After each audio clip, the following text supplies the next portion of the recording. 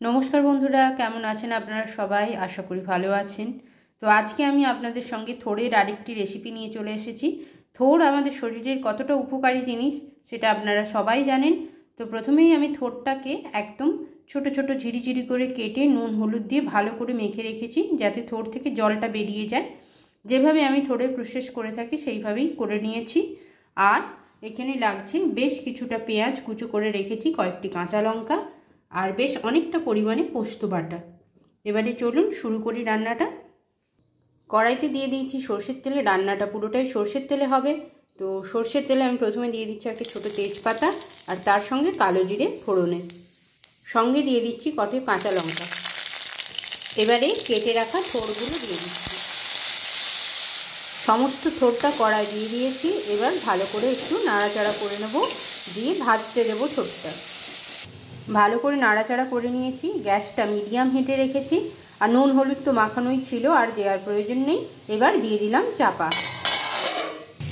থোড়টাকে চাপা দিয়ে বেশ কিছুক্ষণ ভেজে নেওয়ার পরে এবার আমি দিয়ে দিচ্ছি এর মধ্যে বেশ কিছুটা কেটে রাখা পেঁয়াজ।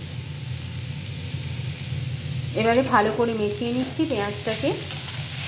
পেঁয়াজটা প্রথমে দিলাম না, কারণ পেঁয়াজের যে মানে পুরোটা ভাজা না হয়ে আধা ভাজা যে ক্রাঞ্চি ভাবটা মুখে লাগবে, সেই জন্য পেঁয়াজটা পরে দিলাম।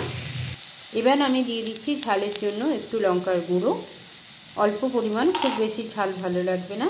দিয়ে দিচ্ছি লঙ্কার গুঁড়ো। এবারে ভালো করে লঙ্কার গুঁড়োটাকে থোড়ের সঙ্গে মিশিয়ে নিচ্ছি। এর সঙ্গে এই সময় দিয়ে দিচ্ছি কিছুটা মিষ্টি। থোড় মিষ্টি না হলে ভালো লাগে না। ঝাল মিষ্টি সব দিয়ে ভালো করে মিশিয়ে নিচ্ছি। এবার দিয়ে দিচ্ছি পোস্ত বাটা, একটু বেশি পরিমাণ পোস্ত বাটা লাগবে থোড়টাতে। এবারে ভালো করে মিশিয়ে নিচ্ছি। পোস্তটা ভালো করে মিশিয়ে নেওয়ার পরে ওই মিক্সির বাটি ধোয়া জলটা, পোস্তের জলটা, সেটাও একটু দিয়ে দিচ্ছি অল্প পরিমাণ, দিয়ে ভালো করে মিশিয়ে দিচ্ছি।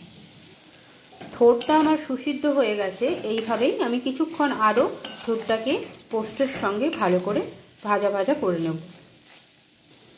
এই দেখুন পোস্তটা কী সুন্দরভাবে প্রত্যেকটি থোড়ের গায়ে সুন্দর করে লেগে রয়েছে। থোড়ের পোস্ত আমার হয়ে গেছে। নামানোর আগে ওপর থেকে কিছুটা সর্ষের তেল দিয়ে দিচ্ছি, দিয়ে মিশিয়ে নিয়ে নামিয়ে নিচ্ছি।